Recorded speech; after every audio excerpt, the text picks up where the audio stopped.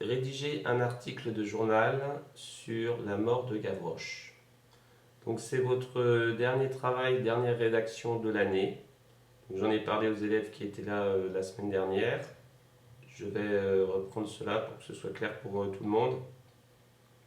Donc cet extrait vient donc du livre Les Misérables de Victor Hugo, extrait dans lequel on voit Gavroche voler des cartouches aux gardes nationaux.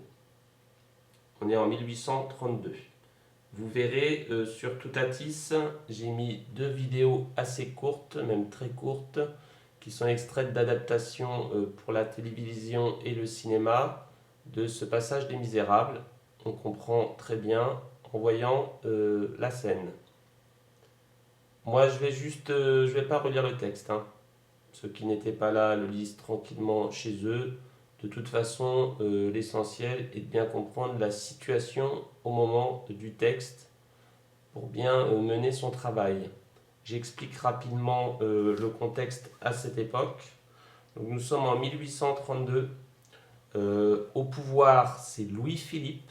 Louis-Philippe, c'est un roi. C'est d'ailleurs le dernier roi de France. Il n'y en aura pas derrière. Et donc, en 1832, les gens sont très mécontents de leurs conditions de vie. Et en 1832, il y a les funérailles, il y a l'enterrement du général Lamarque, qui était un républicain. C'est-à-dire qu'il était, bon, je schématise, hein, il était du côté du peuple.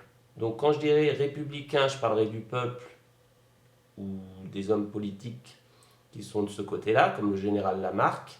Et sinon, quand je parlerai du camp du pouvoir en place, c'est-à-dire le camp du roi, hein, le roi Louis-Philippe, je parlerai des nationaux. D'ailleurs, les hommes qui tirent sur Gavroche, dans l'extrait, dans les deux extraits, ce sont des gardes nationaux.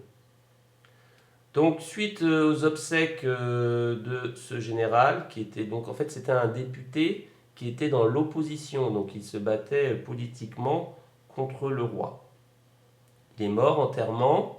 Les gens du peuple en profitent, suite à cet attroupement, en profitent pour commencer à manifester dans la rue. Ça dégénère. Le roi donne l'ordre aux gardes nationaux de tirer. Et vous avez quasiment une sorte de mini-guerre, si je puis parler ainsi, dans les rues de Paris. Et donc c'est dans ce contexte que l'on voit Gavroche aller piller, aller rechercher les cartouches des gardes nationaux qui sont morts.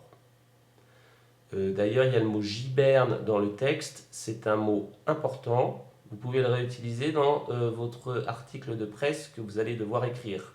La giberne, c'était tout simplement la petite sacoche que les gardes portaient en bandoulière et dans laquelle ils mettaient leurs cartouches. Donc Gavroche, en fait, va se sacrifier en allant chercher les cartouches de manière à ce que les insurgés, les révoltés, les républicains, les gens du peuple qui sont derrière les barricades, de manière à ce qu'ils puissent être fournis en cartouches et qu'ils puissent continuer à combattre.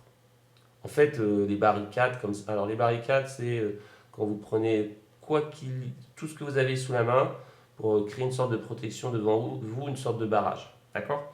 Donc, si vous voulez, là, c'est vraiment un face-à-face. Vous verrez ça très bien dans les deux extraits.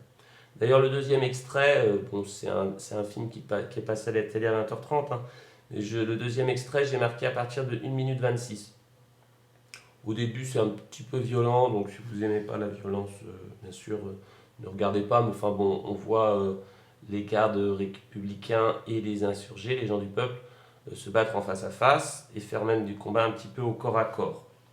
Mais à partir de 1,26, c'est là que c'est intéressant. On voit la scène donc de Gavroche qui va mourir en recherchant des cartouches. Voilà donc pour le contexte. Hein. Donc pas grand chose d'autre à dire. Si le mot banlieue également, hein, bon, cherchez pas à comprendre, ça n'a pas le même sens que maintenant, donc on oublie. Donc il va chercher les cartouches. À chaque fois qu'on lui tire dessus, il provoque les gardes nationaux qui lui font face en chantant une chanson révolutionnaire. Et donc, à la fin, il meurt. D'accord? Une des balles le touche. Et donc, comme dit Victor Hugo, cette petite grande âme venait de s'envoler.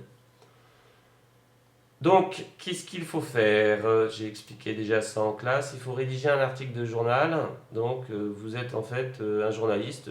Vous êtes le lendemain de cet événement. Et votre journal vous demande d'écrire un article sur la mort de Gavroche. D'accord? J'ai mis des images pour vous montrer, qui peuvent illustrer d'ailleurs votre article de journal. Ça, c'est super connu. C'est un tableau de Delacroix, la liberté guidant le peuple. Il faut savoir une chose, c'est que par exemple pendant très longtemps, les billets, pas en euros mais en francs, sur les billets on pouvait trouver donc cette Marianne, ce symbole de la France, qui se révolte pour sa liberté. D'ailleurs là derrière vous avez Notre-Dame. Bon, bref, je passe. Pourquoi je vous ai mis ça? Parce que Delacroix, quand il a peint la liberté guidant le peuple, il dit s'être inspiré du personnage de Gavroche pour ce petit personnage-là. J'enchaîne. Bon, voilà. Vous avez vu là la chanson révolutionnaire qu'on retrouve. En 30 lignes, bon, comme je vous ai donné ça lundi et pas samedi, vous pouvez faire un petit peu plus court. En 20-25 lignes, rédiger un article de journal sur la mort de Gavroche. Vous allez insérer donc des paroles des insurgés, des révolutionnaires qui ont assisté à sa mort.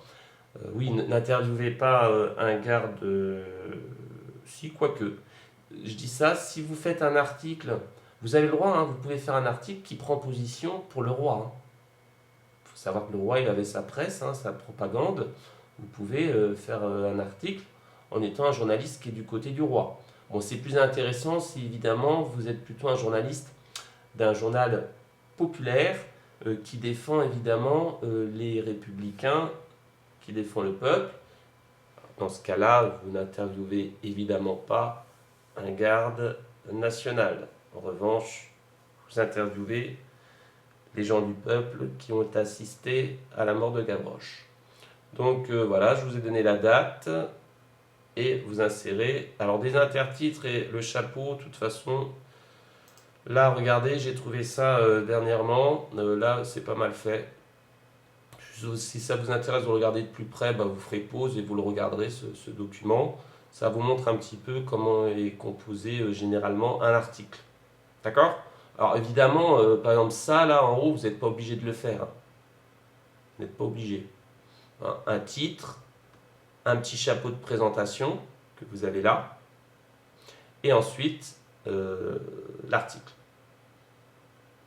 Bon là, c'est des interviews, vous n'êtes pas obligé évidemment de faire une longue interview. Il peut juste y avoir à l'intérieur de votre texte un petit passage où on fait parler entre guillemets quelqu'un qui a vu la scène. Dans ce qui m'intéresse là vraiment, c'est de montrer aussi que vous avez, voilà, ça c'est un intertitre. C'est marqué d'ailleurs l'intertitre. D'accord? Et vous signez à la fin. Bon. Voilà pour la composition de l'article de presse. Et enfin, je crois que j'avais autre chose à vous dire. Vous ne faites pas les questions. Vous ne faites pas les questions sur le texte de Gavroche. Moi, ce qui m'intéresse, c'est vraiment rédiger un article. Voilà. Donc là, je vous montre également ce à quoi il faut faire attention quand on écrit un article de journal. Je vous ai donné d'ailleurs ce document en classe. À quoi doit répondre un article. Vous avez les fameuses grandes questions que se pose le journaliste avant de rédiger son article. Je vous ai mis des exemples de titres. Il y a différents types de titres. Parfois, on peut faire un titre un petit peu avec un jeu de mots. Ça peut effectivement interpeller le lecteur qui va avoir envie de lire votre texte. Voilà, vous verrez, c'est très clair, donc il n'y a pas de souci. Voilà, je plus long. Bon courage. Sachant que pour donc... on va dire, j'avais dit vendredi, pour vendredi, donc vous me rendez ce travail, faites pas très long, d'accord?